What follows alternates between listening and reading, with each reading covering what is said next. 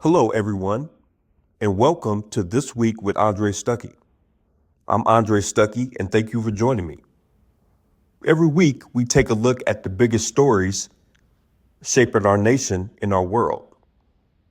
My goal isn't to tell you what to think. My goal is to present the issues, share my perspective, and encourage thoughtful discussion based on facts, accountability, and common sense. This week, we'll discuss a historic NBA Finals matchup, growing tensions involving Iran, court rulings, national security appointments, public health concerns, developments in the Middle East, election law, government accountability, immigration transparency, and more. Let's get started.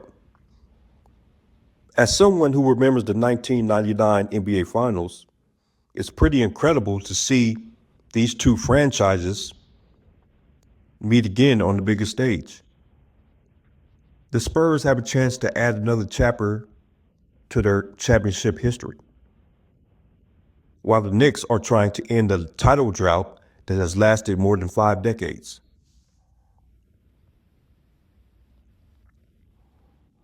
No matter who you're rooting for, this feels like one of those matchups that connects different generations of basketball fans. Older fans remember the battles of the late 1990s. Younger fans are getting to experience a brand new chapter in this rivalry.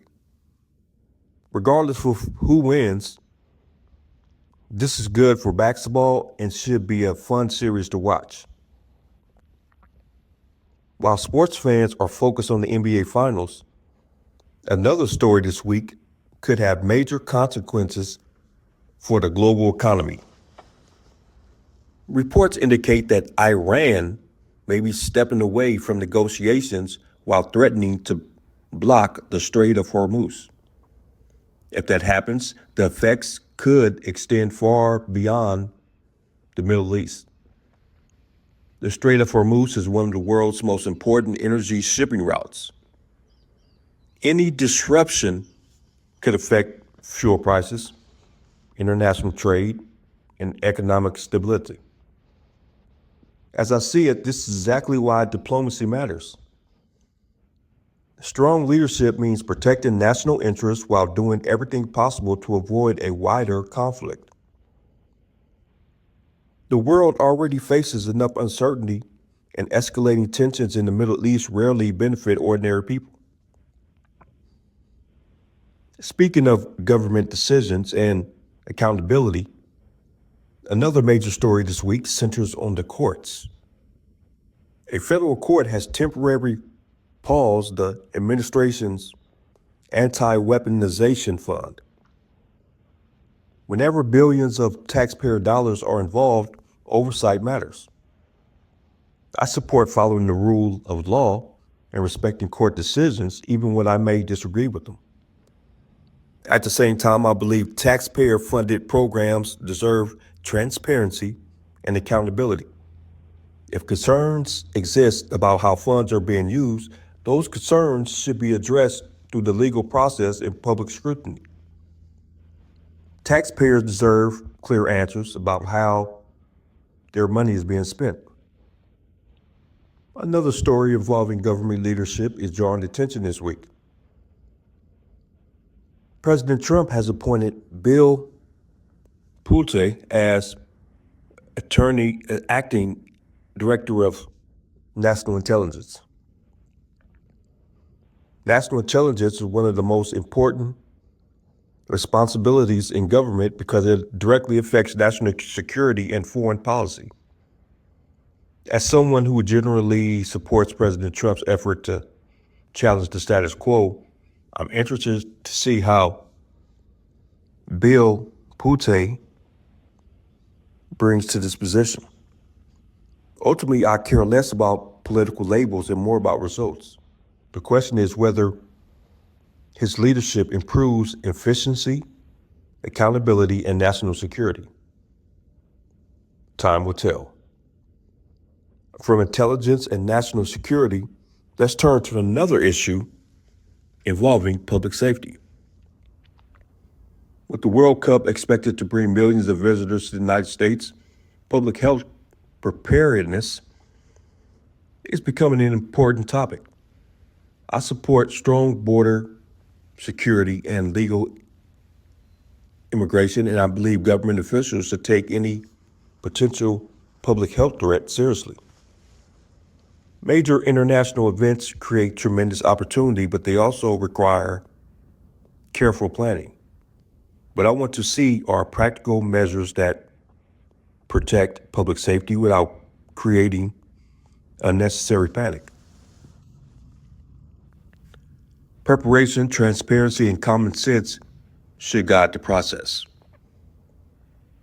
Now let's return to the Middle East, where another significant story is developing. Reports indicate that President Trump and Israeli Prime Minister Benjamin Netanyahu had a heated conversation regarding developments in Lebanon. As someone who generally supports President Trump, I also believe strong leaders need to be willing to have difficult conversations with allies when Americans' interests are involved. If these reports are accurate, they remind us that disagreements can occur even between close partners. What matters most is whether leaders remain focused on preventing a wider conflict, protecting American interests, and promoting regional stability.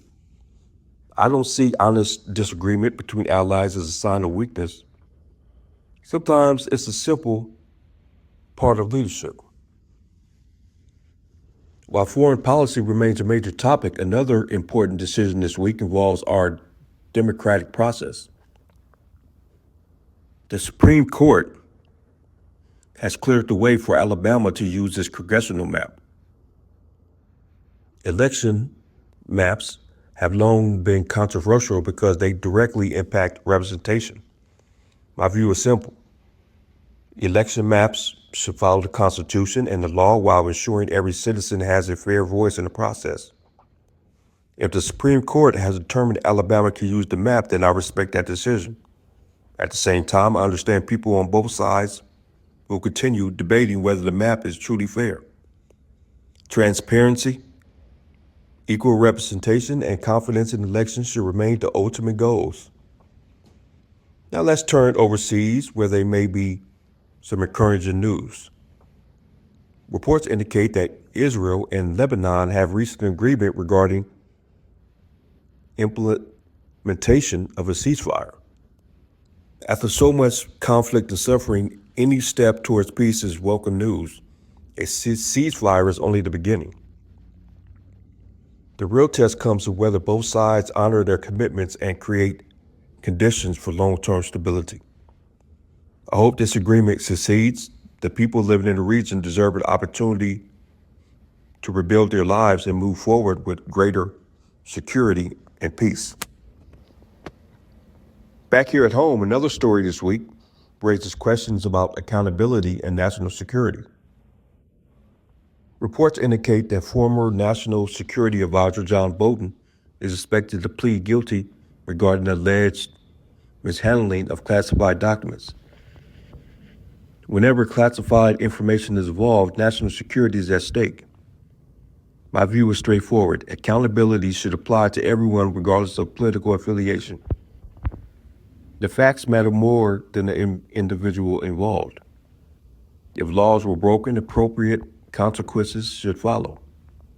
Americans deserve confidence that the same standards are applied constantly and consistently to current and former officials alike. Our final story this week involves immigration policy and government transparency. ICE is reportedly ending a policy requiring the reporting of deaths occurring within 30 days after a detainee's release from federal custody. I support secure borders and the enforcement of immigration laws. At the same time, I believe transparency is important. If a policy change reduces public reporting, officials should clearly explain why and show how accountability will still be maintained. People can disagree about immigration policy, but access to accurate information helps build public trust and allows citizens to make informed decisions. The goal should be a system that is both effective and transparent. Those are the stories shaping the conversation this week. Whether we're discussing sports, foreign policy, national security, immigration, election law, or government accountability, informed citizens remain essential to a healthy democracy. We may not agree on every issue, but respectful dialogue, transparency, and a commitment to facts can help move the conversation forward. If you enjoyed today's program, please like, subscribe, and share this episode. Follow Civic Dialogue News and This Week with Andre Stuckey for more commentary and analysis throughout the week. Thank you for watching. I'm Andre Stuckey. Stay informed, stay engaged, and I'll see you next week on This Week with Andre Stuckey.